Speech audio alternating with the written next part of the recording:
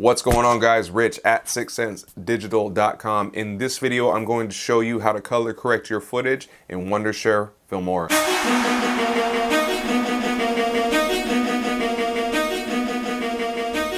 What's going on, guys? So today we're going to go over color correcting the footage that we just brought into WONDERSHARE FILMORA the other day. Now, if you followed along in the video the other day, you should have already had your footage laid out in the timeline. What we did there was we went ahead and we put in a title. We brought in our logo. We did a few minor tweaks to make the logo a little bit transparent with the edited title. From there, we laid down a music track and we edited to the video. Now today I'm going to show you how you can color correct your footage. Now mind you that WONDERSHARE FILMORA is not a completely extensive editing program. It is a very good tool. It is a very good tool if you're a brand new beginner. But my advice is if you do plan on moving up or going into the larger, more professional editors later on, that you do so as quick as possible. The reason that I'm saying is that you can pick up some really bad habits and you can get so used to something that's, for lack of a better word, dumbed down, that it becomes hard for you to pick up the more advanced techniques when it comes to video editing. So my advice for you guys is practice on WONDERSHARE, use WONDERSHARE, use these tutorials to get better at it, and then move on to a more professional editor if that's what you want. But hey, if WONDERSHARE works well for you, who am I to tell you to move on? With that being said, let's get into the editor. I'm going to show you today how you can color correct your footage to make it look clean so that you have good videos for your promos, good videos for your business. With that being said, let's jump right on into the tutorial. You see that I already have done some color correction inside of WONDERSHARE. Let me go ahead, I'm just going to go ahead and copy this right here so that you guys can see exactly what I'm looking at. I'm going to go ahead and paste what I got right here. I'm going to copy this other one. We're going to bring this one down. Control Z. Control Z, there we go. So in our color correction process, you see that I've already corrected the footage here, corrected it from what we had before into what it is now. But let me just go ahead and show you how I got to this point. So I'm going to go ahead and reset everything on here. So here's our color correction process. Went from that to that. And the way that I did that was I double clicked on the footage here. That brought up our editor. Now with this you can rotate your footage, you can move it in and out, flip horizontally, you can flip vertically. Word of advice to you guys, if you don't like the way that you look on camera, I heard this one time from I forgot where I heard it, but if you don't like the way that you look on camera, there's a way to go ahead and make the image, what you're seeing on the screen, look exactly like what you see in the mirror. Because a lot of times people just don't like the way that they look on camera, like, oh, that's how I look, or oh, that's how I sound. Well, one of the best ways to get the image that you're used to seeing in the mirror is mirror the image. So what you want to do is you just want to flip horizontally. Now it looks exactly like what I see in the mirror. I'm okay with the way I look. I'm getting better with the way I look. So I'm just going to leave it as is. Now, on any footage, the first thing that you're going to want to do is first you're going to want to check and see if the exposure is right. And the way that you'll check for the exposure in WONDERSHARE FILMORA is you'll just click on the advanced here. You'll come right down to color and you'll look at the exposure. See, I went ahead and underexposed it a little bit, but let's take it back to where it was. Right in the middle, this is at straight out of camera. Let's get a better image of us here. That should work okay, I guess. Better exposure.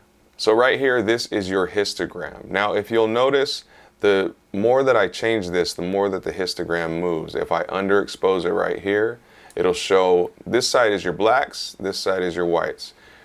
These sides in between are all the colors in the middle. This is the histogram. And so if I underexpose it all the way, it brings the black point all the way to the left. If I overexpose it all the way to the right, it takes the whites and crushes them all the way over here, and you have an overexposed image. So what you want is you want to keep your histogram right in the middle of both of these imaginary lines right here. So for this one, Let's go ahead and underexpose it to about 15. Next, we're going to hit OK. We're going to go to contrast. We're going to take our contrast, we're going to move it up. Now contrast just gives us contrasting colors. It gives us a separation of colors on the screen. And for saturation, you can go ahead and move it down or move it up. Whenever you're doing color correction, one thing you're going to want to do is either come all the way down to see what it looks like all the way down, or go all the way up to see what it looks like all the way up. And you're just going to want to find that happy medium. So let's make sure that we're matched up to the footage that we already have.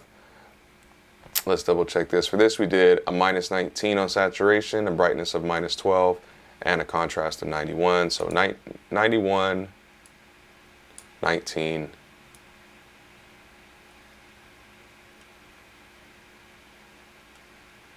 and 12.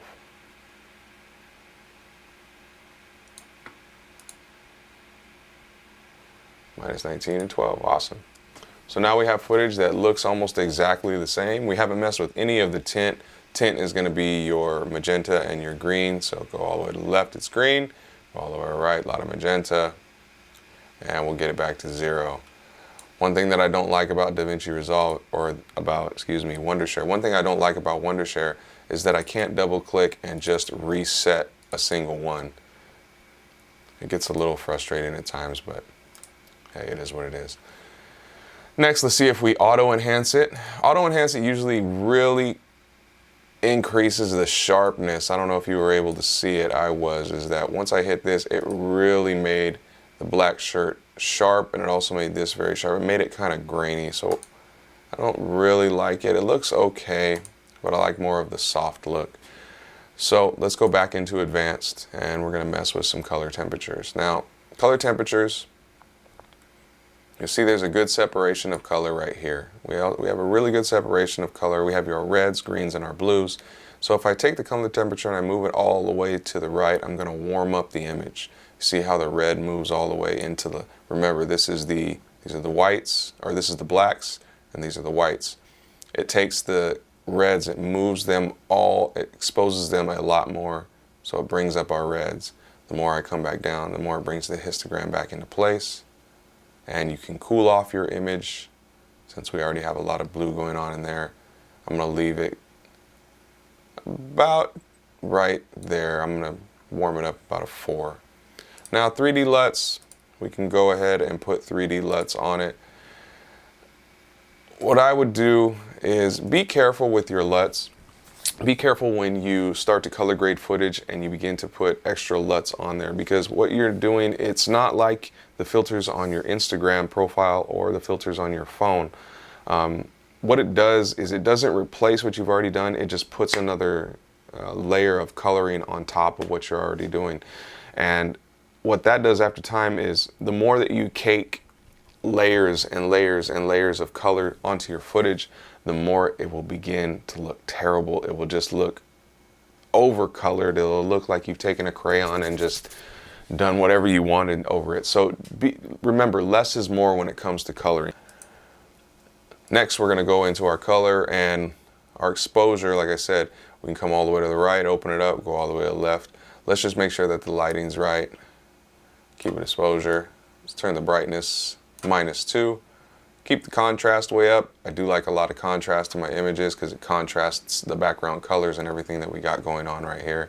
Vibrance of colors. I went ahead and added some vibrance. I can dull it out, or I can get it really vibrant. Let's go ahead and vibrate up. And the saturation is how much the color is saturating the image. If I go like that. Now you see the saturation, what it did to the histogram. What it did was it took the colors and it spread them across the whole spectrum of the image. Now as I lower the saturation, it brings the colors back in together.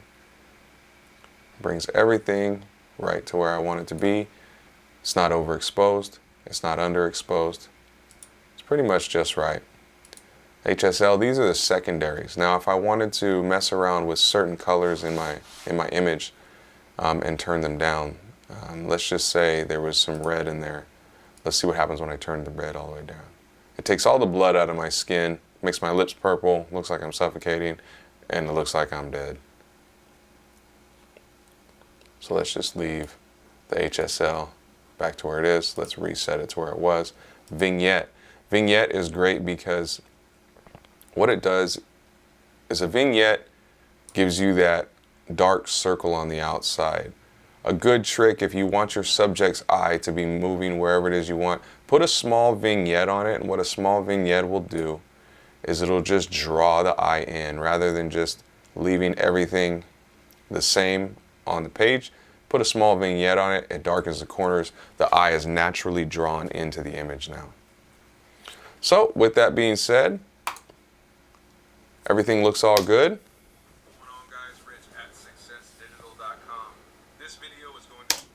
Color looks good. We're going to look to what we had before. That is before. Control Z. That's after. Before. After. I like it. Show you how you can use WONDERSHARE filter. Now it is a little bit orange, so let's go ahead and, oops. It is a little bit orange. So let's go ahead and fix that a little bit. Let's take this color temperature and we're just going to bring it down just a hair. Not too much. Keep it at about 1. And we'll go into the HSL. Secondaries, we have our orange.